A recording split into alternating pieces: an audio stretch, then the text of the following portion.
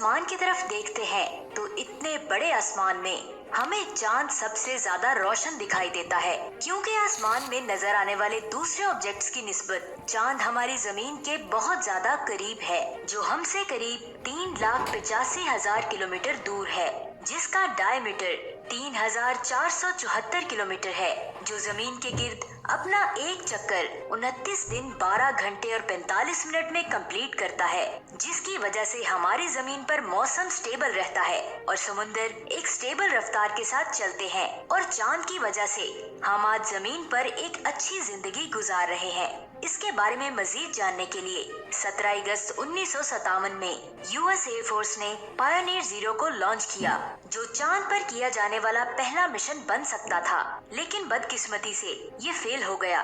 और फिर 12 सितंबर 1959 को रशिया ने ल्यूना 2 स्पेसक्राफ्ट को लॉन्च किया, जो चांद पर लैंड करने वाला पहला स्पेसक्राफ्ट बना।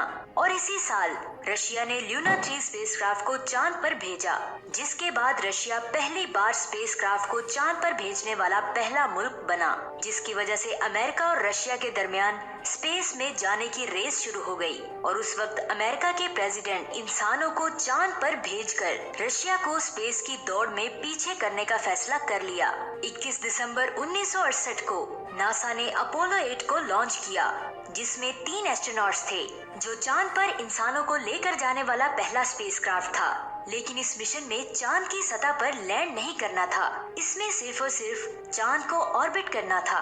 उसके बाद 20 जुलाई 1969 ये वो दिन था जब इंसान ने पहली बार चांद पर अपना पहला कदम रखा। ये 20वीं सदी की सबसे बड़ी कामयाबी थी। 16 जुलाई 1969 को लॉन्च किए गए अपोलो 11 स्पेसक्राफ्ट ने नील आर्मस्ट्रॉन्ग, बज एल्ड्रिन और माइकल कॉलिंस को चांद की सतह पर पहुंचाया। 20 जुलाई 1969 को नील आर्मस्ट्रॉन्ग और बज एल्ड्रिन दोस्तों, नजर न्यूज चैनल को सब्सक्राइब करें और लाइक करें और शेयर करें, ताकि आगे आने वाली नई मालूमाती वीडियो आप तक टाइम पे पहुंच सकें। पर भेजने का ख्वाब पूरा किया और शेयर करें फेसबुक पे, अपने दोस्तों के साथ व्हाट्सएप पे शेयर करें और करीब 60 करोड़ और आखिर तक वीडियो वॉच करें। देखा। 16 जुलाई 1969 अपोलो 11 स्पेसक्राफ्ट को सैटर्न 5 रॉकेट के जरिए सुबह के 9:30 पर कैनेडियन स्पेस स्टेशन से लॉन्च किया गया, जिसकी रफ्तार 40,220 किलोमीटर।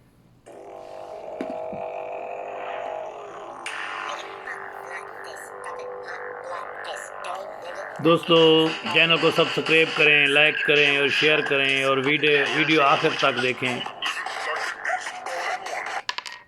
पर और थी, जो सिर्फ 12 मिनट में ही हमारी जमीन के ऑर्बिट में पहुंच गया। और जमीन का एक चक्कर लगाने के बाद सैटर्न 5 रॉकेट चांद की तरफ आगे बढ़ने लगा, और इसके ठीक 30 मिनट बाद सैटर्न 5 रॉकेट अपोलो स्पेसक्राफ्ट से अलग हो गया। यहाँ पर मैं आपको अपोलो स्पेसक्राफ्ट के पार्ट्स के बारे में बता देती हूँ। यहाँ सबसे ऊपर वाले हिस्से को लॉन्च एस्केप सिस्टम कहते हैं। उसके ठीक नीचे वाले हिस्से को कमांड मॉड्यूल कहते हैं, जिसमें एस्ट्रोनॉट्स बैठकर स्पेसक्राफ्ट को ऑपरेट करते हैं। उस वक्त इसे माइकल कॉलिंस ऑपरेट कर रहे थे। उसके नीचे सर्विसेज मॉड्यूल है, जो एक रॉकेट की तरह काम करता है, जिसकी मदद से कमांड मॉड्यूल आगे बढ़ता है। और इसके भी नीचे ल्यूनर मॉड्यूल है, जिसे लैंडर भी कहते हैं। इसमें नील आर्मस्ट्रॉन्ग और बज एल्ड्रिन मौजूद थे। और इसके नीचे सैटर्न 5 रॉकेट था। जब सैटर्न 5 रॉकेट जमीन का एक चक्कर लगाने के बाद चांद की तरफ आगे बढ़ा, तब ठीक 30 मिनट के बाद सैटर्न 5 रॉकेट सर्विस मॉड्यूल से अलग होकर ल्यूनर मॉड्यूल को लेकर चांद की तरफ आगे बढ़ने लगा, जिसमें नील आर्मस्ट्रॉन्ग और बज एल्ड्रिन मौजूद थे। 19 जुलाई को अपोलो 11 स्पेसक्राफ्ट चांद के पिछले वाले हिस्से पर पहुंचा।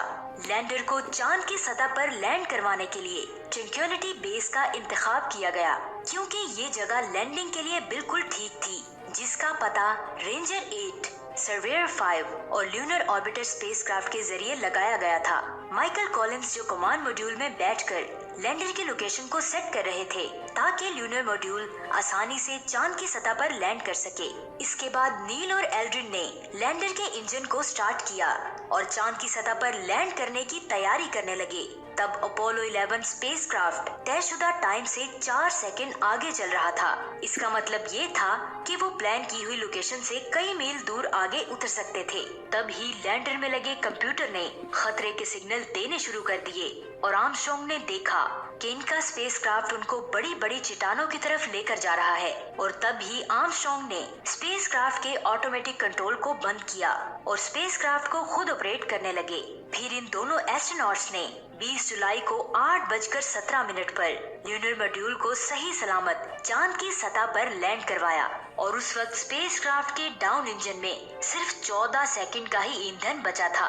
इसका मतलब ये था कि अगर थोड़ी सी और देर हो जाती तो उनके साथ बहुत बड़ा हादसा हो सकता था, लेकिन उस वक्त किस्मत उनके साथ थी और वो सही सलामत चांद की सतह पर लैंड करने में कामयाब हो गए। आर्मस्ट्रॉन्ग ने अपोलो 11 के लैंड की हुई जगह को ट्रैंक्विलिटी बेस का नाम दिया और जमीन पर मैसेज भेजा कि ये ट्रैंक्विलिटी बेस है और हम लैंड कर चुके हैं। चांद की सतह पर कदम रखने से पहले एल्ड्रिन ने जमीन पर एक मैसेज भेजा। उन्होंने कहा कि मैं आपसे गुजारिश करता हूँ कि सबसे पहले आप खुदा का शुक्र अदा करें और इस मिशन के पूरा होने की दुआ करें। अपोलो 11 की लैंडिंग के 6.5 घंटे बाद नील आर्मस्ट्रॉन्ग ने चांद की सतह पर अपना पहला कदम रखा और कहा कि इंसान के लिए ये बस एक छोटा सा कदम है, लेकिन इंसानियत के लिए ये एक बहुत बड़ा चैलेंज है। अगले 2.5 घंटे इन दोनों एस्ट्रोनॉट्स ने तस्वीरें लेने, सैंपल्स जमा करने और पत्थर जमा करने में लगाए। इसके बाद इन दोनों ने early Apollo scientific experiment package को शुरू किया और अमेरिका के झंडे को लहराने की तैयारी करने लगे। इस काम के लिए उन्हें 2 घंटों से भी ज्यादा का वक्त लग गया। इसके बाद इन्होंने चांद की सतह से लाइव दोस्तों, वीडियो आगे बात करने के साथ साथ चैनल को सब्सक्राइब करें और लाइक करें और फेसबुक पे शेयर करें और व्हाट्सएप पे शेयर करें इसके बाद ताकि आइंदा आने वाली नई वीडियोस आप तक पहुंचती रहें चांद की सतह के और आपकी मालूमात में इजाफा करती रहें। सब्सक्राइब करना ना भूलिए। लगे। उन्होंने बाद में ये बताया कि वहाँ की मिट्टी काफी फिसलन भरी थी और पाउडर की तरह बिल्कुल बारीक थी, जिसकी वजह से उनके लिए चांद की सतह पर चलना बहुत ज्यादा मुश्किल था। उसके बाद दोनों ने मिलकर अमेरिका के फ्लैग को लहराया और अमेरिका के प्रेसिडेंट से फोन पर बात की। एल्ड्रिन स्पेसक्राफ्ट में पहले वापस आए। उन दोनों ने 22 किलोग्राम के सैंपल्स के बॉक्सेस को लैंडर में रखा और फिर आर्मस्ट्रॉन्ग स्पेसक्राफ्ट में वापस आए। उन्होंने चांद की सतह पर एक झंडा, एक प्लेट जिस पर अमेरिका के प्रेसिडेंट के साइन थे और कुछ और सामान को वहां छोड़ दिया। ल्यूनर मॉड्यूल अपने रॉकेट से दोबारा जोड़ा और जमीन की तरफ अपना सफर शुरू कर दिया और 24 जुलाई अपोलो 11 स्पेसक्राफ्ट जमीन पर वापस लौट आया। ये स्पेसक्राफ्ट समुद्र में जाकर गिरा, जिसे यूएसएस हॉर्नेट से वहां से उठाया गया। एस्ट्रोनॉट्स के इस्तकबाल के लिए अमेरिका के प्रेसिडेंट निक्सन खुद वहां पर मौजूद थे और उस शाम इनकी इस कामयाबी के लिए लॉस एंजल्स में एक पार्टी रखी गई, जिसमें 447 गवर्नर और 83 मुल्कों के प्रेसिडेंट शामिल थे। इन तीनों को प्रेसिडेंटल मेडल ऑफ फ्रीडम से नवाजा गया और ये तीनों रातों रात पूरी दुनिया में मशहूर हो गए। तो IFTV के दोस्तों, आज की ये चांद के सफर की वीडियो आपको कैसी लगी? अगर वीडियो अच्छी लगी तो इस वीडियो को लाइक करने के साथ साथ अपनी फैमिली मेंबर्स और दोस्तों के साथ जरूर शेयर करें। ये वीडियो हमारे एक व्यूअर की डिमांड पर बनाई